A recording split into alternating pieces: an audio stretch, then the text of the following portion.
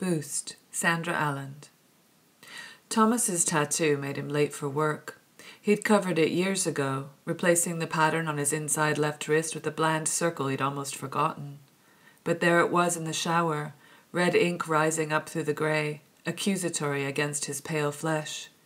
He wasted 10 minutes hiding the swelling with his wife's makeup, made her and the kids late too. Since the new rules, violations had diminished, and Thomas worked alone in audio moderation. He slid his hand into the scanner, slipped unnoticed into room B.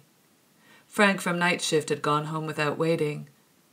"Lights on," Thomas commanded, then winced to see his left table screen flashing. There was a problem with the platforms. He leaned over the table in the middle of the room.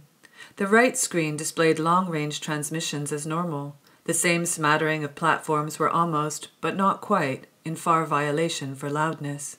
But he'd never seen anything like the levels on the left screen. So many near violations he had to scroll manually.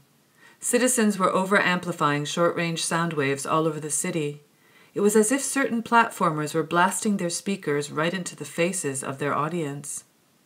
Thomas checked individual volumes. Each platform was within its allowed decibels, both short and long range. In fact, when he sat down at his desk by the door, his data screen showed neither additional amplifiers nor signal boosts on any of the problem platforms. He glanced across the hall at visual moderation. Jordan was staring at Judy, who was staring out the only window in the office at the same things she watched on screen. Platforms, lecterns, people talking. Jordan felt Thomas looking, turned and nodded, shut their door. Thomas stood up again. Swiping above the table screens, he examined Judy's visual reports. Everyone had circles of untrampled, regulation height, green grass. No one had broken in anywhere. Occupied platforms had only the permitted single citizen. Thomas switched to Jordan's live feed. The citizens in question looked calm.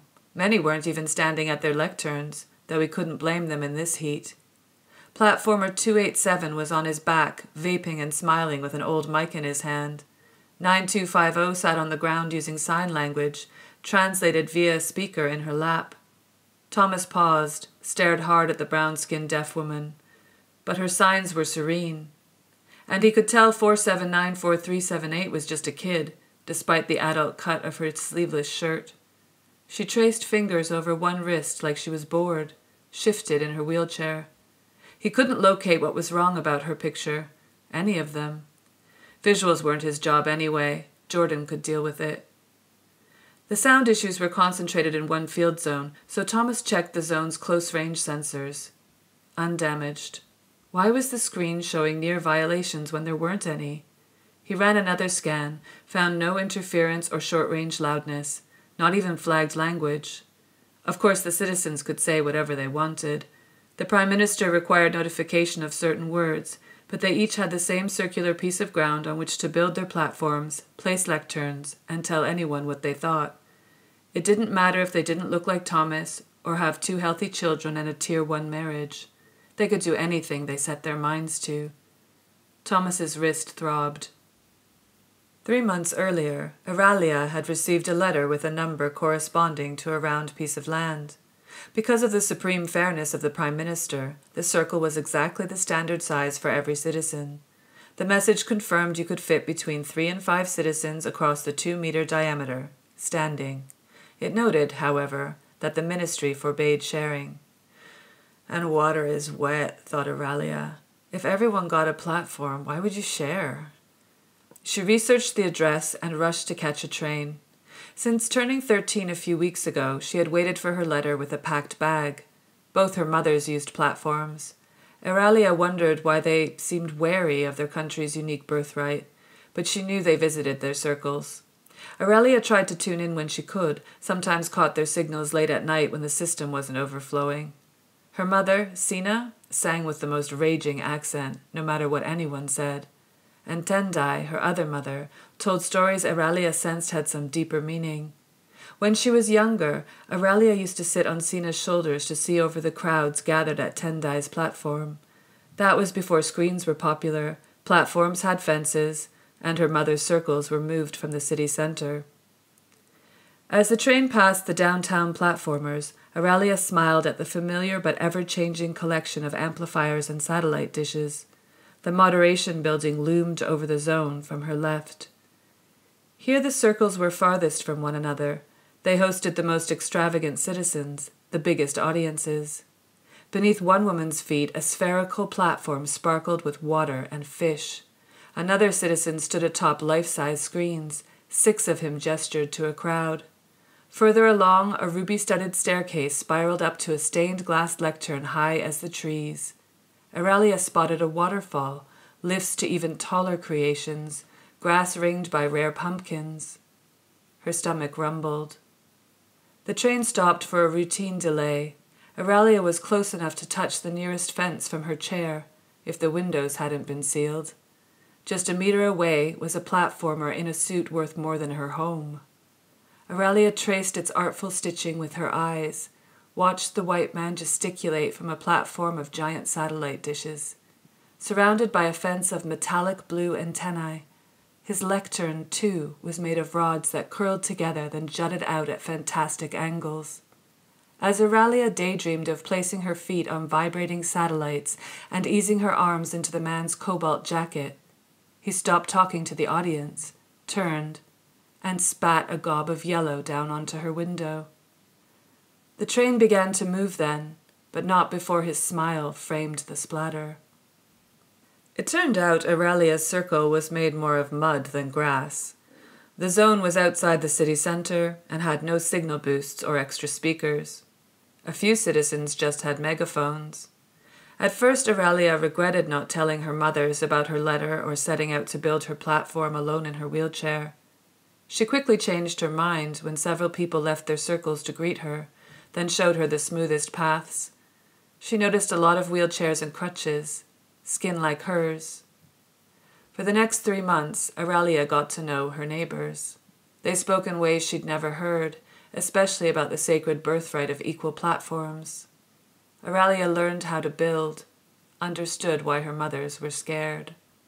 In audio moderation, Thomas examined a visuals warning from Judy. Platformer 4983 had dyed the insignia of the old opposition into their grass. But no, the buzz in Thomas's earpiece, the flashing sound waves, these weren't about tacky vegetation. He seconded the warning, kept searching. A phone line clicked open in his earpiece. The data screen announced, "Peter Witchin," and a voice shouted, "My platform's been cut." One of the country's foremost citizens, Peter Witchin had 12 signal boosts and the finest amplifiers allowed. Thomas scratched his wrist hard, looked down from his screen. He watched blood soak into his shirt cuff, start to drip along his hand. Ending Peter's call with apologies and promises, he ran to find a bandage in the lunchroom. Peter was still screaming when Thomas returned, but at his audiences. "No one can hear me!" Thomas could certainly hear him. And the platform reception board showed Peter had lost some listeners, but only a few out of hundreds of thousands. Everything was close to normal, except the left table screen was still flashing for no reason, and Peter and 37 other popular platformers were yelling into their microphones.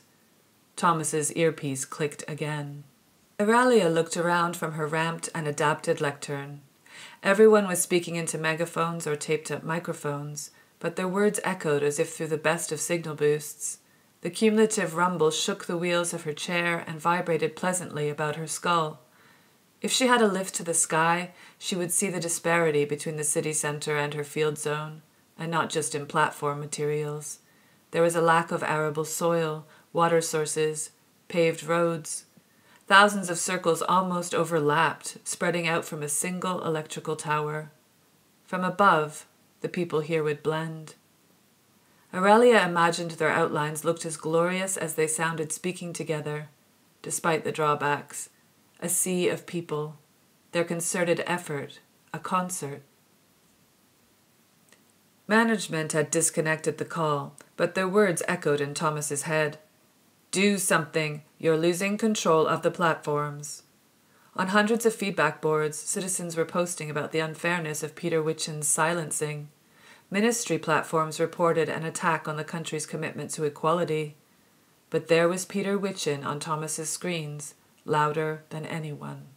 Transfixed by the spittle on Peter's chin, Thomas suddenly realized what he'd missed. He had only scanned for flagged words. He hadn't thought to listen to what any of the problematic citizens were saying in relation to each other.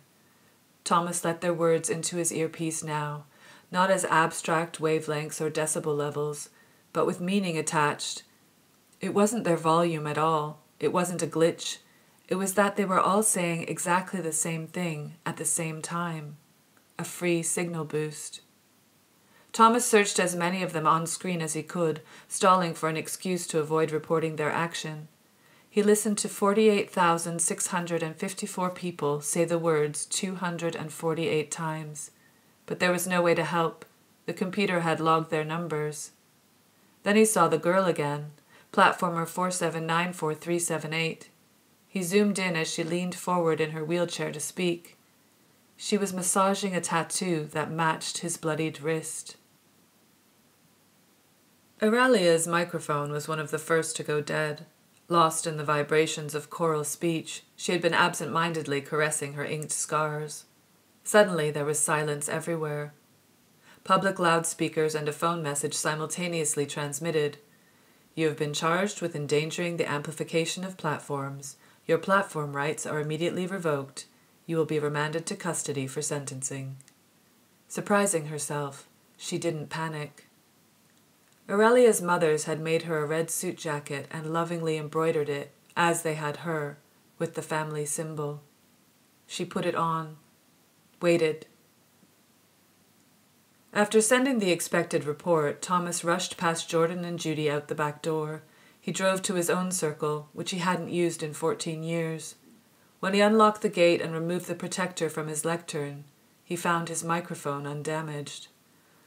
Of all the things to cry about, he thought, switching it on, that you wasted a state-of-the-art mic from 2 decades ago. He ran his hand over it, inhaled deeply. Check 1. The mic sounded better than what most people had now, than what she had. Thomas began to repeat the words, with the same pause and intonation as the others. As her. There was no audience, no point, but his mouth moved, over and over. We all have the same freedom. Some people's freedom is louder. We all have the same freedom. Some people's freedom is louder.